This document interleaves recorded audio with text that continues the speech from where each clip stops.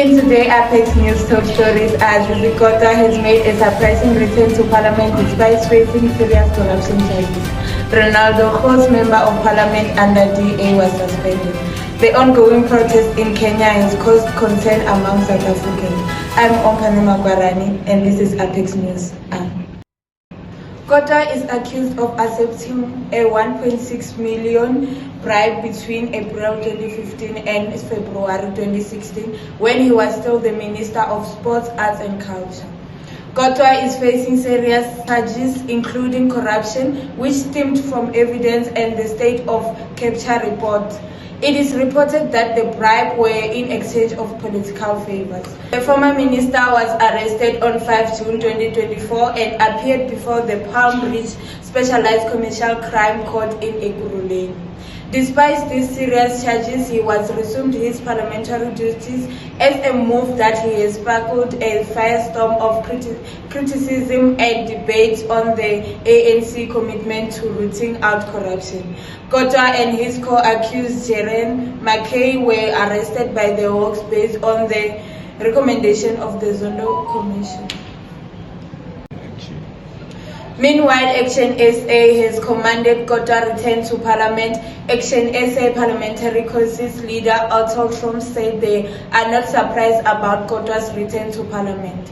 He said they commanded the strongest term his return and they will be doing everything in their power to hold the ANC accountable. And in studio today we are joined by Ms. Kekana, where we'll be discussing more about the Mr. Kota case. Ms. Kekana, welcome. Thank you for having me. So, Ms. Kekana, how do you feel about the current corruption case that is done by the government official, Mr. Kota? Corruption affects us all because it involves bribing and the misuse of funds in the government, and corruption also makes us lose the trust in the government. What can the government do regarding to the issue of corruption done by the government officials? Government can put out strict policies whereby the people who misuse funds pay back the money and they are punished and kicked out of the parliament. How important is it for parties to enforce their own rules?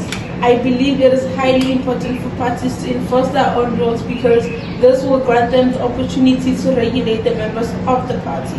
Thank you, Ms. Kekana.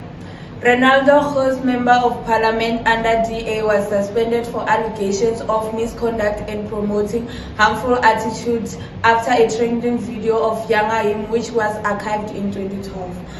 In which the video shows him insulting black people, which is regarded as racist and a bad example for white people by the Chancellor of Nelson Mandela Bay. Ronaldo Host is a member of the Democratic Alliance who was suspended from all his party activities after a video clip of him intimating violence, hate speech and racist slurs against black people surfaced online. This comes after he was sworn in as a new member of parliament where the masses had doubt about someone who is in the National Assembly but causes division and violence between people in the society. An old video from 2012 has surfaced and circulated online where Ronaldo said, "Kill the fucking killers, kill the fucking niggas," in another series of his video. Another one from 2009 where he was talking about apartheid and violence against white people, also made by the former ANC youth leader Julius Malema about killing the white the poor. The DA leader defended Ronaldo's action by supporting his comment where he said that those were young behaviors and he was still young. Ronaldo Host is a YouTuber whose videos are stirring up controversy which is mostly about races. Moreover, funds of nearly 40,000 with the goal of 100,000 were raised to help Ronaldo with his legal battles against the South African Human Rights Commission on the comment he has made about black people. And we'll be taking this to Mr. Sambo, where he'll be interviewing more about this. I want to ask you about the Ronaldo Host saga. How do you feel about the video? Like, I was very much disappointed after seeing that video. You know, that guy is at the top and people look after him. Or like, how can a leader do something like that? Oh, yeah.